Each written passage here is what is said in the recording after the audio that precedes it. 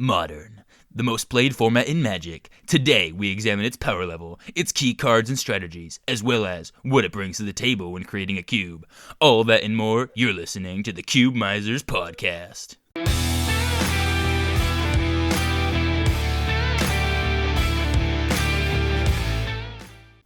Welcome back. Today we're hyped to discuss Modern and making it a cube. Before we get to that, however, we have to quickly discuss Legacy, Travis.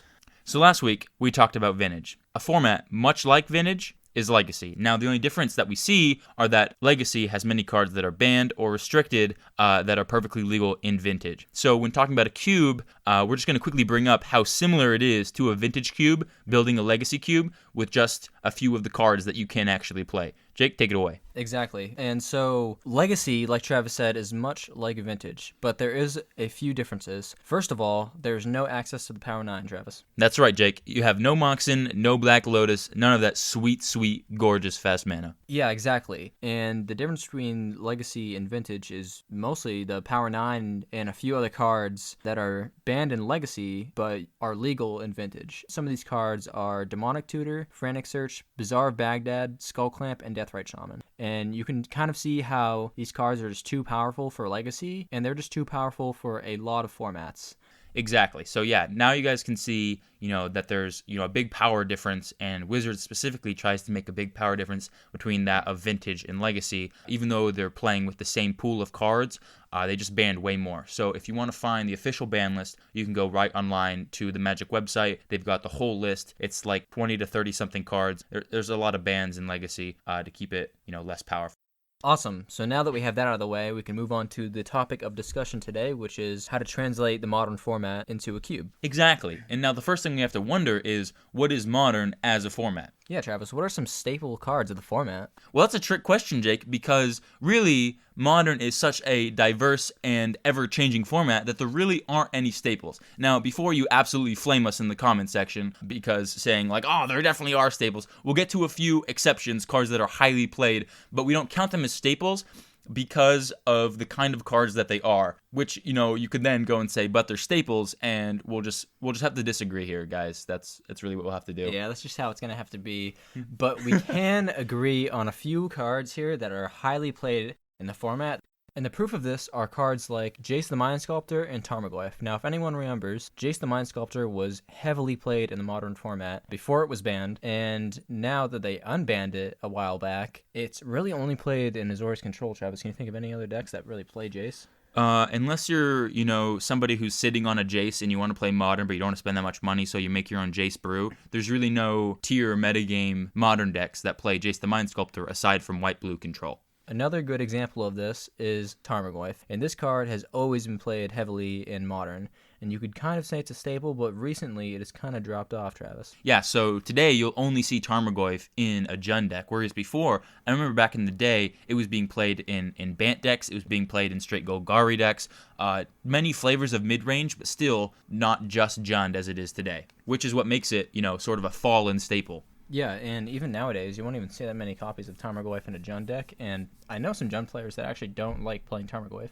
Yeah, I mean, there are many other options out nowadays, and especially for budget, cards like Sylvan Advocate are easy replacements. Obviously not as good, but easy replacements. Mm-hmm, depending on what your Jund deck is trying to do, or maybe what your deck's trying to do in general. Yep. So moving on, we're going to talk about those couple cards that you would, of course, write down in the comment section like, Travis, Jake, you're wrong. There actually are staples, and here are them. Yes, we understand that the removal of the Modern format is very black and white, literally. Fatal Push, Path to Exile, Lightning Bolt in red. All right, so we understand that the best removal in the format is played heavily in a lot of different decks, but the reason that is because it's just the best removal in the format, and so that's going to happen in any format. And so yes, you could count those as staples, but they don't make it a hallmark of the format like, many other different kinds of staples do. And so for that reason, we're not counting them as official staples, if you catch my drift. And some other good examples of this are disruption spells or mana dorks. And these spells don't exactly define the Modern format. They're just the most efficient spells at what they're doing, and that's why people play them. Otherwise, they just wouldn't see any play. Some examples of this are Thoughtseize and the mana dorks would be Birds of Paradise and Noble Hierarch. Yeah, exactly. And even with these cards, you'll find that, to define a staple, it's a card that you want to play in all of your decks that are of that color. And not all black decks play Thoughtseize, but the ones that do, they play it because it's just the best version of it. And so I think that to classify, the best version of certain niche effects as staples of a format, I think that's a mistake because they're not actually defining what the format is and what it's about. Does that make sense? So let's move on to the decks in the modern format. So mostly in the modern format, you're going to just see a bunch of different flavors of mid-range, Travis. Yeah, so it's hard to talk about decks in the modern format as in like their own archetypes because, as we said, the modern format is so fluid that you have many different kinds of decks. So specifically when it comes to mid-range, there are many different colors and stripes and flavors of mid-range that have been in the modern format throughout the years. And so a couple examples of this right now, some of the best ones are Bant Snowblade with the new snow mechanic that was introduced in Modern Horizons, as well as Stoneforge Mystic, which was unbanned, as well as 5-color humans, which has been around, for a while. And these are just different levels of mid-range. Jake, you want to take the next one? So the next decks in the format would be Jund and Tron decks. And Jund has always kind of been trying to do the same thing, and the structure of the deck has always been in the format. But really, there's been a lot of new cards that have been printed for Jund over time. And some of these cards include, I've seen like Grim Flare takes on Jund, I've seen like Tireless Tracker. Yeah, and even the banning and then subsequent unbanning of Bloodbraid Elf has led to a change in that deck as well. Exactly. And for Tron decks, well, Tron has always had the Tron lands, and they've always had those high-costed artifacts, and they've always had Karn, but there are different takes on some Tron decks. So you have Eldrazi Tron, which is trying to get the Tron lands together to create a lot of mana to cast those big ol' Eldrazi's. And then you have regular Tron decks that are just trying to get a ton of mana to cast Karn or Ugin and just blow you out of the game. Yeah, exactly. So while Tron has always had that same linear strategy of trying to get those 3 lands on the battlefield to absolutely wreck your day, the different cards that it uses to do that, to wreck your day completely, have varied over time, especially with Eldrazi Tron, which is relatively new as of, a few years ago when many Eldrazi, like Reality Smasher and Thought Not Seer, were printed in the Battle for Zendikar and Oath of the Gatewatch sets. Yeah, and so this kind of shows you that while the decks and the strategies have been there, and the goals of the decks have been there, the cards have always been interchangeable, and there's always been new cards that have been printed and put in place of the deck, and different takes on the deck. So while you can identify some decks in Modern, they're always going to be changing. Yep, which will bring us to Dredge. Now, for those of you who have been around for the last 2 episodes, you know that I love Dredge. Dredge is just the best way to be doing anything in the game of Magic, and this deck has been around for a while. It's actually not as old as Modern is, it's just been around since the Dredge mechanic was first printed, but even then, even back in the day, it wasn't as good as it was at Shadows over Innistrad when Prized Amalgam was printed. That card sort of revolutionized the whole deck and allowed it to be way faster than it was before, but then the subsequent banning of Golgari Grave Troll, because it became so busted, changed it up even more. Yeah, and I remember when Dredge decks used to play 4 Thoughtseize and 4 Inquisitions, and now they don't play any of those cards, and partially because now they have Creeping Chill. Yeah, exactly. Yeah, so new cards, new great graveyard cards are being printed all the time that change up even one of the most unchanging decks in the Modern format. Like the Ox of Agonis, the red Ox guy that allows you to discard cards and then draw cards after the banning of Faithless Looting, another important Dredge piece. So these decks, even though the strategies may still be there, they're still changing. Yeah, and we even saw that with Modern Horizons with Seasoned Pyromancer. Yeah, that's a good point. So now we'll move on to the next deck, which is Infect/Bogles. Now we combine these two because they're not really top tier strategies. I think there was a time when Infect was top tier, but nowadays, they're sort of lower, but they're trying to do the same thing, which is attack you and deal you massive damage with a hexproof creature with lots of enchantments on it, or a pumped Infect creature. Yeah, and so with Infect and Boggles, I do remember a time, like you were saying, that they were pretty heavily played in the format, and I saw a lot of decks built after that strategy, but now you look, and if you go to like MTG Goldfish or whatever, and they're at the bottom of the list, kind of, and I never really see anyone play them at tournaments and stuff, so the popularity, at least, has gone down, and that may be partially because we haven't really seen a ton of Infect and Boggle cards that have been printed recently. Right, and praise the Lord that I haven't died to Infect, because that is just the saddest way to go. But yeah, Jake, Jake, you're absolutely right about that. So what we mean to do by mentioning all of these decks is just to give you an idea of the kind of strategies that there are in Modern, but also explain to you that the format is really malleable. Obviously, it's not as malleable as something as Standard, where the cards literally all change after like 3 months. Not all the cards, but a whole format rotates. But with Modern, the strategies stay the same many times, but the cards inside those strategies can change. And that's what's, I think, really cool about Modern as a format. Oh yeah, for sure. And so that will bring us to the power level of Modern. So what do we expect to see in Modern? What turn do you expect to lose by, Travis? Yeah, so this is indicative of Jake because he plays the game to lose, at least when we're playing together. So you can expect to win a game of Modern if you're like me by turn 5. Again, we'll reiterate the rule, the unspoken rule that was mentioned in the last episode. Standard is turn 6, Modern is turn 5, Legacy is turn 4, Vintage is turn 3. That's when your deck, with no interaction, should win the game if it's, really competitive. Exactly. And like we kind of been talking about a little bit in this episode, in Modern, to be powerful, either your deck has to have a lot of synergy, or you just have to have a really fast combo that's going to win you the game right away, or else you're going to, fizzle your combo and you're probably going to lose the game. Right, exactly as Jake said, synergy is really the hallmark of the Modern format. Now you might be saying, Travis, Jake, all decks have synergy, that's why there are decks in the first place. And to you, Mr. Annoying Voice fan, I absolutely agree, but the thing was with Modern, what gives it all its power is not the raw, powerful cards that you have access to in Legacy or Vintage, it's the really, really good synergies that are created in those decks, such as Humans, for example, which has tons of really good synergies, as well as Dredge, which also has great synergies. I'm rambling, so Jake, take me away. Yeah, as well as Tron with the Tron lands and just getting those big creatures out. And even nowadays, Warza decks where they're just trying to get Urza out and, combo off with a few artifacts or whatnot. Yeah, and then assembling that the Sword of the Meek and Thopter Foundry combo. Yeah, no thank you, not for me. Clearly, we don't like anything but Dredge and good old mid-range here. So that's the power level of Modern. I would advise you to, even if you disagree with it, really think about the idea of Modern decks being all about synergy in order to get those powerful plays and to win by that turn 5, because that is really important when it comes to transforming it into a cube, which coincidentally is our next topic. Jake? Yeah, so a lot of you may be asking the question, how can Modern exactly be transformed into a cube? Which is why I assume you clicked on this podcast in the first place. Yeah, and if you're listening to us talking about how, the Modern format is always changing, there's always new cards, and the decks are kind of always there, but there's always something new, you're probably thinking, well, this might be a little bit hard to turn into a cube. Yeah, exactly. That's actually a really good point. We've sort of been leading you along the idea that you can't capture the format because it's so malleable, but you can. And in order to beat the jelly format, you must be the jelly format. So the number one thing you want to do when building your Modern cube is focus on the synergy. Exactly. Don't forget the synergy. This is what's going to make those strategies feel like Modern because of that synergy. Yep, so when you focus on the synergy and maybe some combo pieces to try and replicate some of the power level of Modern, it can be a little bit easier to make a Modern cube. And while you do want to focus on the new cards that come out to try and keep up with how Modern changes, there's a few ways you can kind of get around it, and there's a few tips and tricks on how to do this. And we'll get to that later in this podcast, but we really want to prioritize synergy in a Modern cube.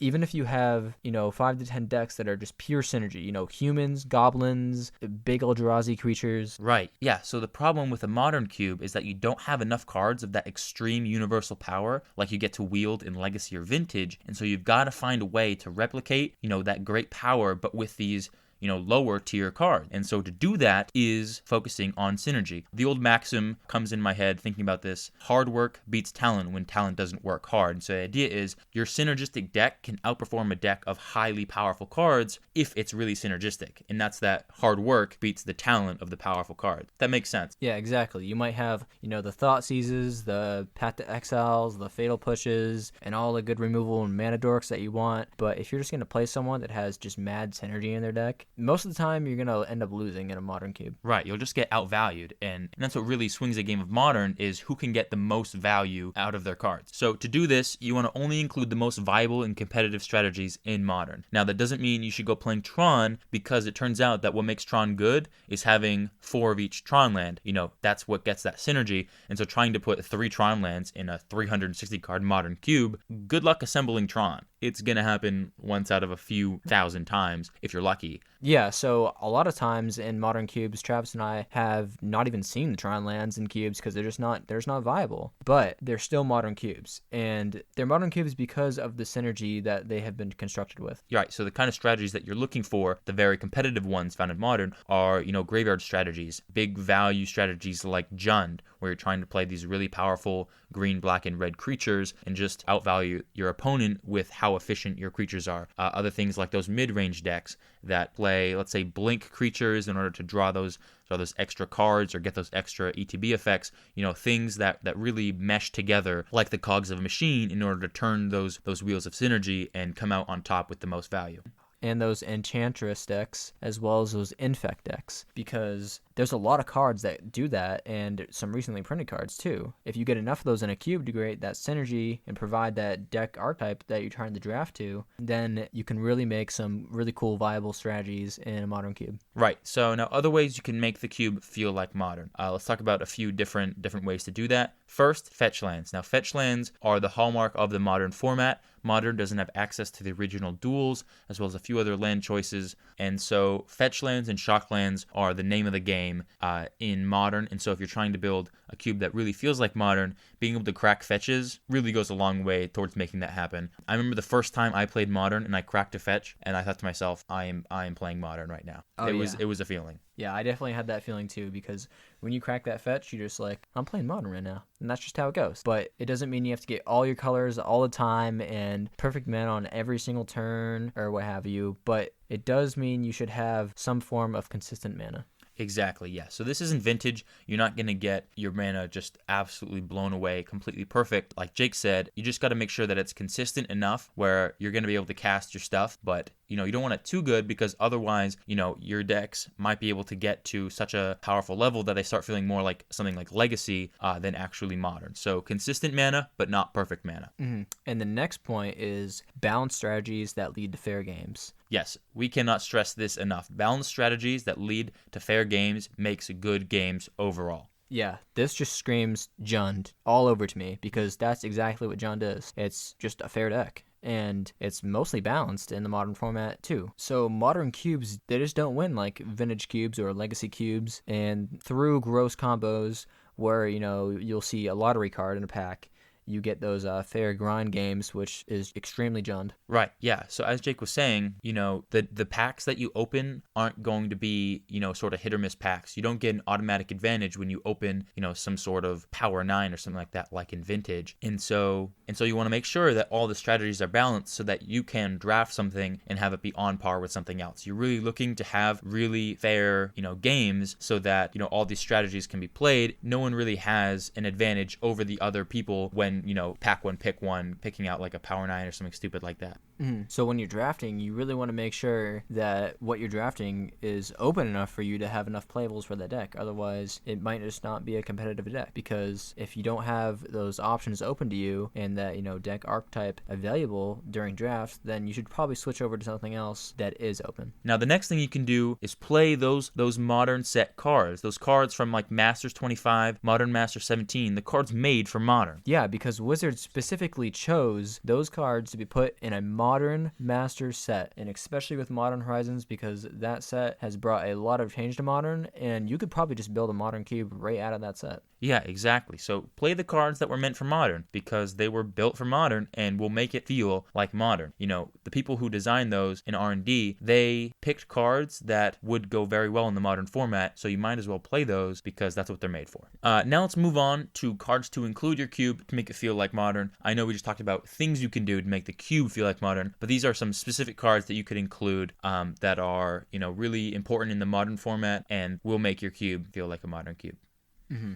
So we'll start off with green. So for green in your Modern cube, you'll probably want to include cards such as Eternal Witness, Noble Hierarch, Birds of Paradise, Collected Company, and Primeval Titan. Right, so now all these cards you can see have been played in Modern in one phase or another, and they're all just really good cards. They're some of the best cards in the sets that they were printed in, and they do a lot of work, which is exactly what you want out of any of your card slots in a Modern cube. Now with blue, we have Remand, Frost Titan, Emery, Lurker of the Loch, Cryptic Command, and Urza, Lord High Artificer. exactly the same kind of stuff going on here. All of these cards are played in Modern in some shape or form, and they're just really good value for the kind of cards they are, especially in Blue. We know that Blue has some of the most powerful and busted cards ever, and so these are some of the more high power cards, but you can see they're nowhere near the list we had for Vintage Cube last time. Oh, yeah, and a lot of these cards, you can probably just look at these cards and be like, hey, that makes you think of Modern, you know? So these are some good examples for you guys here. Now, moving on to red, we have Inferno Titan, Through the Breach, Goblin Guide, Kiki Jiki, and Lightning Bolt. Now, these are your, usual either go big red or aggro strategy cards. It's really important in red to be able to keep it at the same power level as a lot of other strategies, which is sometimes really hard to do in cubes in general. Just straight out in cubes in general, sometimes it's really hard to keep red and white on the same power level. So make sure you include cards like this at the very least in order to keep red on the up and up and competitive. Yeah, and if Lightning Bolt doesn't scream Modern to you, I don't know what does. So moving on to white, we have Monastery Mentor, Path to Exile, Sun Titan, Stoneforge Mystic, and Athalia, Guardian of Thraben. Right, so with these cards, number one thing, again, what we told to focus on in building the cube in general, synergy. You're looking for that strong synergy, and all of these cards honestly synergize with one another, with the exception of Path to Exile, but it's just great removal. So anyways, these cards are some of the more powerful white cards in the entire Modern format. Heck, Monastery Mentor is even played in Vintage cubes, and so, you want to include cards of this power, like I said with red, because you need to keep white on the same power level, and honestly, I don't think that I have ever gone a night at a Magic tournament without seeing Talia, Guardian of Thraben, or a Path to Exile, which is sad because I play Dredge. Maybe a little bit sad to you. And with Monastery Mentor, this card alone will help create a viable strategy or archetype in your cube, so you definitely want to make sure to include that one. Moving on to black, we have Fatal Push, Thoughtseize, Goryo's Vengeance, Liliana of the Veil, and Dark Confidant. Now, for those of you who are unaware, all of these cards are insanely powerful and are some of the best black cards in all of Modern. So obviously, we've been listing some of the best cards in the Modern format that also work well in cubes in order to get that really good Modern feel. So moving on to multicolored cards, we have Supreme Verdict, Uro, Titan of Nature's Wrath, Bloodbraid Elf, Renin 6, and Teferi. And you may be thinking, which Teferi? And to which I say, pick your poison. The 3-drop or the 5-drop. They're both played in Modern, and they're both disgusting cards. Right, yeah. So with these multicolored cards, especially with the Teferi, that was really funny as you put it, Jake. Which Teferi? Doesn't matter. Either way, not going to be a fun game. No, but seriously, the Teferis are really, really powerful.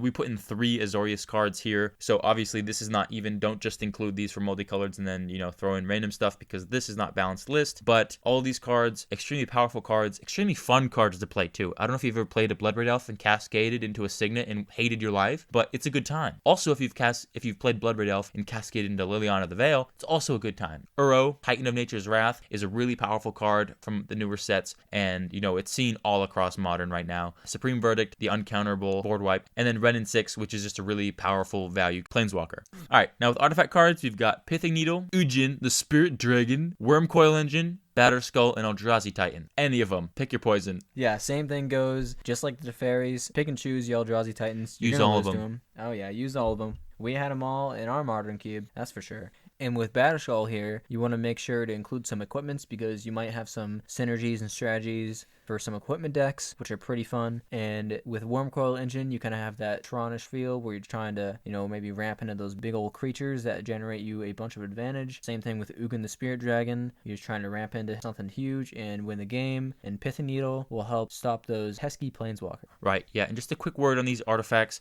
We could go through all these cards individually and tell you what kind of strategies they'd go to. I feel like right now I'll just give a quick example with Wormcoil Engine because that card is really versatile. That card can be in any deck from ramp decks. It can be in sacrifice decks since it makes 3 bodies for 1 card. It can be in tokens decks with any sort of populate mechanics. It's a really versatile card and therefore can be really synergistic in many other decks. And so that's something that you want to look. This is just an example. Wormcoil Engine is just an example of that, but those are the kind of cards you want to look for when trying to mesh all those synergies together. Think of it like the duct tape that'll hold these different strategies all together. Mm-hmm. So moving on to lands, which are very important in Cube. You'll have the fetches, which we talked about a little bit before. You'll have the shocks that go hand in hand with the fetches. And then you'll have your utility lands. And some examples of these are Field of Ruin, Eldrazi Temple, Ghost Quarter, Blast Zone, and finally you'll have those man lands, which are very important, Travis. Yes, exactly. So a cool thing about Modern is that since the mana doesn't have to be god tier your mana like it does in Vintage Cubes, you can have some really powerful lands in the form of the man lands. Now, they all enter tapped, for those of you who know what the man lands are. However, they have activated abilities that will allow them to become creatures, which is sometimes really important for Modern decks, and you'll see these all throughout Modern all the time. I remember playing against a Death and Taxes deck that played a Shambling Vent, or like 3, and Jake played in a couple of his mid-range decks, some Stirring Wildwoods or some Lumbering Falls, and these cards can sometimes come in really handy and are also just really fun to draft and play in Cube. We're not just telling you put these man lands in because they're fun and cool to use, but they do see a lot of Modern play. Like Travis said, I did play some of them in my Modern deck, and I do see a lot of Celestial Colonnades in Control decks. I see Raging Ravines in Jund decks. So now that we have told you guys about the Modern format, its power level, some of the ways that you can make your Modern Cube feel like the Modern format, and those key cards that you'll want to include in your Modern Cube. Now we can talk about how you want to draft Modern Cube and those target cards to draft, Travis.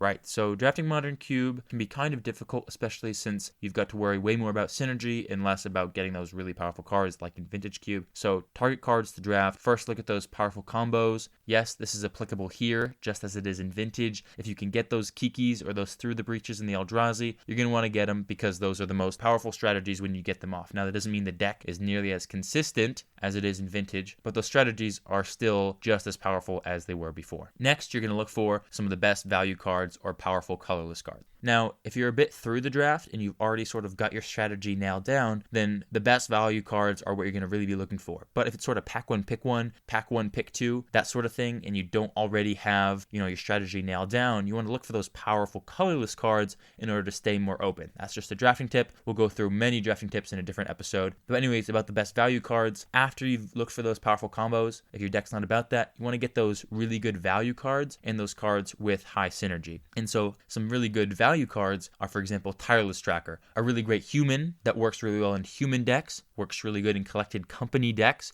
It works really good in any sort of land-based deck, any ramp deck, as well as some Simic decks that are trying to draw a bunch of cards because that's what Simic does best. It's really good in a lot of different decks, very synergistic, has a lot for just one card. It even gets +1/+1 counters. Another example of this kind of card is something like Bloodbraid Elf, which has Cascade. That's lots of value. You're casting things for free. Planeswalkers, Renin 6, Liliana of the Veil, Teferis, all of these cards that have lots of value and have lots of synergy in different spots. Yep, and don't be afraid to pick those big old Eldrazi's, early in the draft because you never know what you might end up with. It's kind of good to know that your opponents won't be playing those cards against you as well. Right, and sometimes it's cool to have a couple Hail Marys in the sideboard if, you're playing against that control deck and you get up to that 10 mana for that good old Ulamog, the Ceaseless Hunger. Or if you're playing against those mill decks and you just don't want to die to mill, stick an Eldrazi in your deck, boom, you can't die to mill. Oh yeah, those are the best. Just get those mill decks, stick it to them. Cheese them out. Kick them while they're down. You're already so bad. So the next thing you're going to want to look for are those interaction cards. I'm talking about the Path to Exiles, the Thought Seizes, the Fatal Pushes, and Lightning Bolts of the world. You'll definitely want to get these cards, but you still want to pay attention to those interaction cards while you're drafting because if you and your opponent are just going about your own thing and trying to push forward your strategy and archetype during the game, then if your opponent gets there before you, you're just going to lose. You want a little bit of a safety net here because you just don't want to rely on that every game of Modern Cube that you play. Right, and so for that reason, you need that interaction. As Jake said, all those different interaction spells slow your opponent down, try to get your synergies and your powerful stuff off first and get your value before your opponent does, and you'll leverage a win.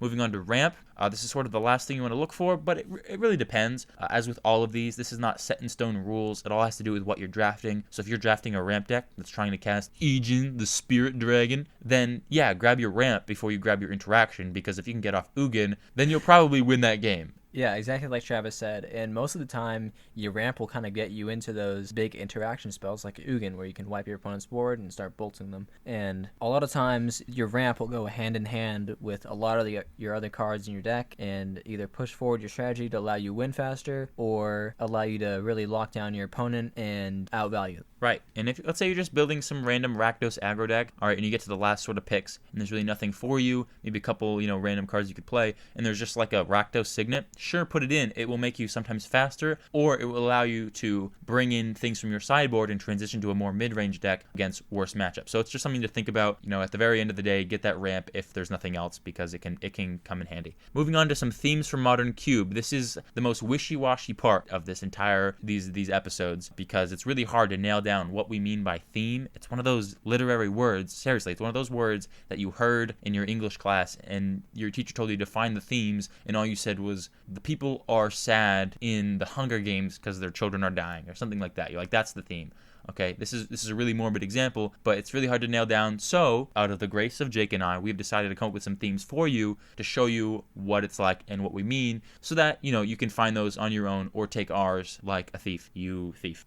So one of the themes that we thought about were highly competitive or spiky themes for your cube. And some of the ways that you can try and make your cube or emulate your cube to have highly competitive gameplay or really spiky gameplay, you can include those mythics and rares. You can replace those commons and uncommons for those mythics and rares, because mythics and rares are going to do a lot more than commons and uncommons, especially if you build your cube the right way. Exactly. And now another theme for your cube, which is my preferred over being highly competitive all the time, is long, exciting games. Now, there's an asterisk next to this on our outline, because this is sort of, again, this is wishy-washy. So, yes, the 3 words long, exciting games isn't exactly a theme, but if you keep in mind building your cube to have long, exciting games, it will come out as the theme. It just will. In the cards you put in, the kind of strategies that you support, that theme will come across, because you'll find that almost all of your games are long and exciting, unless someone gets like mana screwed. And so the best ways to make this happen is to include a lot of card draw, to include a lot of universal card draw, even though it's bad. So, let's say things like Howling Mine, okay, which allow both players to draw cards. That is not exactly the most competitive card out there, because you spent a card and you're both getting cards, and so you're sort of down a card at the end of the day. It's still a card that leads to long, exciting games, because you're both filling up on gas, and it will just, allow that grind to happen. And so even though it's not the most competitive thing, it will allow for those long games. And if that's your thing, if that's what you like, then that's a theme that you can build towards. Some other themes for your modern cube, you can try and emulate older draft sets. And I know we kind of talked about this last episode for vintage, because it does apply more for vintage cubes, because there's just more sets in that format and there's more cards that are seen. It's building around draft sets. Now, specifically, we mean the Masters draft sets. I know back in the last episode in Vintage, we discussed drafting around older draft sets that are only legal in the Vintage format, with cards that are only legal in the Vintage format, rather. But this time, there are whole sets built around Modern and built for Modern, like we were saying before, with those Masters cards. So take advantage of that and build your cube towards those formats, or emulate those formats, include, all the cards from those formats, because those are made for Modern and therefore are at the Modern power level and are, a really fun direction to build your cube. Now, the next thing we got is highly competitive on a budget. This is a returning player from the last episode about Vintage, because it's relevant for every single kind of cube. You can build it on a budget and it can still be highly competitive. Yeah, you don't need those fetches, although it does make it feel more like Modern. If you just don't have the budget for it, that's fine. You can still build a competitive Modern cube, but you don't have to include those fetch lands. You can include the buddy lands, you can include the check lands, which are some of the best lands to play in cube, and you can play those man lands that we were talking about earlier. Right, exactly. And then when it comes to, those actual cards, because something like Goblin Guide for $10, those sorts of cards aren't very cheap. And so if you're trying to build on a budget just, for those other cards, then just, again, like we said before, look for the effects that replace that card that just maybe cost more mana. All right, like Zergo Balestriker is a pretty good 1-drop with 2 power, and you can dash it out for 1 mana, and it's in a way a lot like Goblin Guide, because it will get you that 2 damage on turn 1, and it's a 2/2 for 1 mana. And so it can replace that aggro piece being way undercosted as well in terms of money. So there are many ways to replace certain cards. Obviously, it's not going to be as good. The reason why it costs so much is because it's the best version. But there are ways you can still make it highly competitive, but on a budget. And so just, keep that in mind. If you don't have, that big of a budget for building your cubes, it's very easy to even build a Modern cube out of mostly commons and uncommons from people's draft chaff when drafting some good old Modern Masters. For sure. And that brings us to our last point on this subject, which is my favorite way to build a modern cube, which is focusing on those modern metas. You can definitely emulate modern metas through a cube. Travis and I have done it before. We've seen other people do it. We've played modern cubes that have emulated certain modern metas. Playing those kind of modern cubes are awesome. They're nostalgic, and they're my absolute favorite way to play modern cube. Yeah, and they're super easy to do because you already have all the cards you're looking for in history. You just have to go back and find them.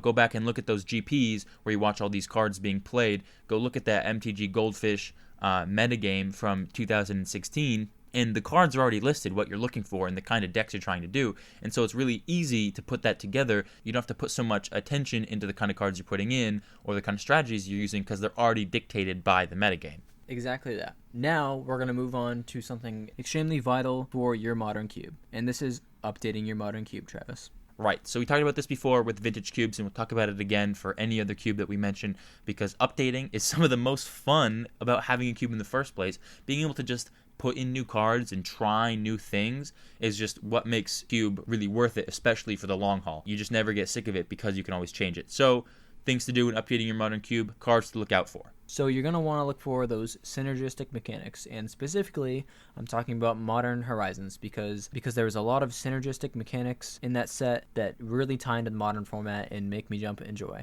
And some of these include the snow theme that they had. So they had the snow lands, they had cards that if you controlled snow permanents, it gave you bonuses, and one of those cards that's played a lot in Modern right now is Icefang Coddle. Arcume's Astrolabe. Oh my god, yeah. And you'll have the ninjas from that set. Right, so ninjas, boom, flash, out of nowhere. Before the ninja mechanic, there wasn't a whole lot of support for it. There were a lot of ninjas from the Kamigawa blocks, but they weren't all that good because it had to go through standard first, and so they had to make them, sort of tone down the cards for standard so that they wouldn't break standard, and then they filtered into modern from there. But with Modern Horizons, it totally skipped standard. And so they just printed these super cool ninjas that do so much work, and they're so awesome. Like Fallen Shinobi, it's so good. It is one of my favorite ninjas. And so now they have a whole bunch of new support and a whole bunch of new really good ninjas for that archetype. And so now that mechanic, that ninja mechanic, can be super synergistic because they have a lot of good cards that they just printed. And they also printed synergy pieces like Watcher for Tomorrow, which is a hideaway card that gives you a card when it leaves the battlefield, and so your opponent's not going to want to block it, and then you can ninjutsu it back to your hand and put a ninja out. Yeah, and I really enjoyed playing that card in my modern Blink deck, and that was so much fun. And it really made the deck viable with those Icefang Coddles and those Watcher for Tomorrows. Some other new support cards include Yawgmoth and Urza, and now these would be those combo cards. And they'll bring that much needed help to those older strategies or strategies that just need that help or that little push forward to get them viable in the modern format again. So we had the card Yawgmoth, Thoran Physician, and we had Urza, Lord High Artificer. So with Yawgmoth, we're focusing more on a sacrifice strategy, which kind of got lost in Modern a little bit, and now it's brought back. And then we have Urza, which focuses more on artifacts, and now you could say that's always kind of been a thing in Modern, but they did disband Mox Opal, and Urza is still highly played, and it's still a deck. Yeah, it's never been as good as it is now. Maybe it has when Infinity was around, but Urza is what allowed that deck to remain viable even after the banning of Mox Opal. So now we'll talk about another fringe one, which is Slivers. So first of all, we got the first Sliver, which is a huge combo piece for a Slivers deck in Modern. Didn't quite make it into the Modern format as a competitive deck, but with just a little bit more support, it will eventually get there. And all the printing of these new Slivers just added more cards to that strategy and therefore made it more synergistic by default. Yep, and that can bring a whole new archetype to your cube and, bring some spice into it, kind of switch up the feel of your cube. Exactly. And now let's move on to some new combo cards. So I know we talked about before about how Modern, again, I'll bring it up, Modern doesn't play these busted combos, but sometimes new combo cards get printed and they're not exactly busted, they're just really good, and you could include them in your cube. So the example that I'm thinking of right now, as Theros Beyond Death has been released for a couple months, is Spike Feeder and Helioid Sun Crowned. Now this is a combo talked about a lot where you get to remove counters from Spike Feeder to deal damage to the opponent, and when you give it lifelink, Helioid will then put that counter back onto Spike Feeder and you can go infinite and kill your opponent. It's a cool combo. But anyways, the combo costs 5 mana to set up. Yeah, as long as you have Helioid out before, but you guys know what we're talking about. Next, you're going to want to look for those really efficient cards. Just as Travis was talking about before, Theros Beyond Death brought Uro, Titan of Nature's Wrath, into the modern format, and I'm seeing this card in a lot of modern decks. Everyone's been wanting to play it, and most of the reason why is just because it's an insane, efficient card. Right, it's just so much value. You get to gain 3 life, put a land on the battlefield, and then have a 6/6 in your graveyard ready to come back, and that's just really good. It's the name of the game. As well as the card Glorybringer. And Glorybringer is one of Travis and my own favorite card. Right. This card, we've mentioned it before, we'll mention it again, we'll continue to mention it because it's just the hallmark, it's the poster child for that good value card. It was put all the way into Vintage Cube because it's just such good value. It's just an all-star MVP, great efficient card. That's the kind of thing you want to look out for, and when you see it, slide it right into the cube. If it fits, of course. Oh yeah, Glorybringer is one of those examples of just one of those cards that's good in so many cubes, and a lot of formats add that too. Next, you'll have those new utility lands. I'm talking the Blast Zone from War of the Spark, Castle Garenbrig from Throne of Eldraine. Right, and so with all of these cards, those utility lands can be really important because unlike in Vintage and Legacy where you've got access to things like Strip Mine and Wasteland, you don't have ways of stopping your opponent's mana, slowing them down in terms of their mana, or stopping their threats on their mana. Like, Lumbering Falls has hexproof, and so there's no way to kill that creature outside of combat unless you've got something like Field of Ruin. And so, these cards, Field of Ruin, Blast Zone, they do really well at just being that utility piece, and so including those in your cube is just a really good idea. Yep, and you want to be on the lookout for those cards. Another, possibly the biggest point that we can make here is check those Masters sets. Check those Master sets. Oh yeah. Modern Horizons is probably one of the best sets ever made for a cube. Not even for the modern format, for a cube, because it just brings so many archetypes, so many viable strategies, and such good value cards. Not to mention it was really cheap for a very long time. So if you were, in the market for modern cards and you picked those up, good on you, because they were really cheap for a while.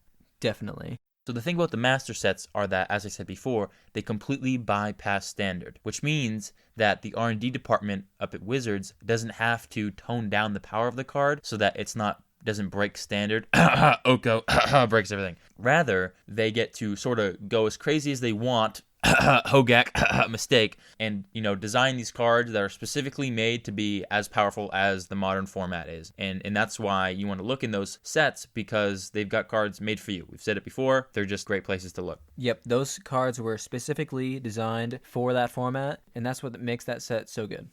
Here's an analogy that's probably really bad, all right? Would you prefer to wear a suit that's like 3 times too big or 3 times too small, or a suit that's just tailor-made to you?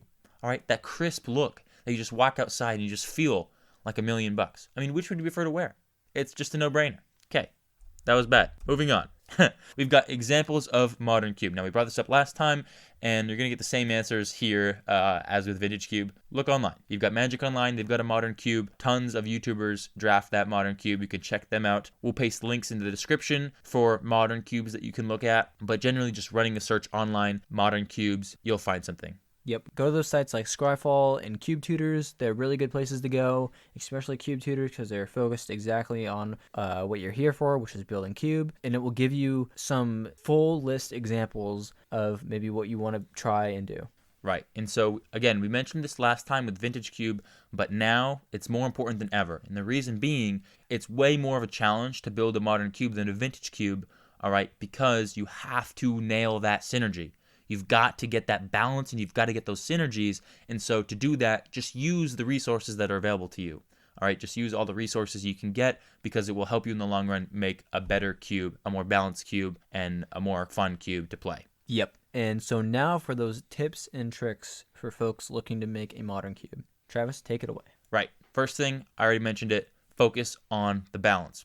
If you keep that balance good, it doesn't matter how powerful the cards are, okay? You could be playing with all commons, which would make it a pauper cube, not a modern cube. But if it's really balanced, it's going to be fun gameplay. So focus less maybe on, spending, your entire inheritance on those really powerful and those really, busted cards that you see in Modern, which really aren't that busted, but, the best cards in Modern. Don't blow out your wallet for a Liliana of the Veil if it's going to imbalance your cube, all right? Just make sure it's balanced, because if it's balanced, it could be way more fun to play than even, the most modern cube. Yeah, so include those really synergistic archetypes that share those commonalities, because if you have those, you'll have a good modern cube. Right. And so what we mean by this is include strategies that have cards that dip into each other. Okay, so you've got, let's say you've got a blink strategy, and then you've got a reanimator archetype.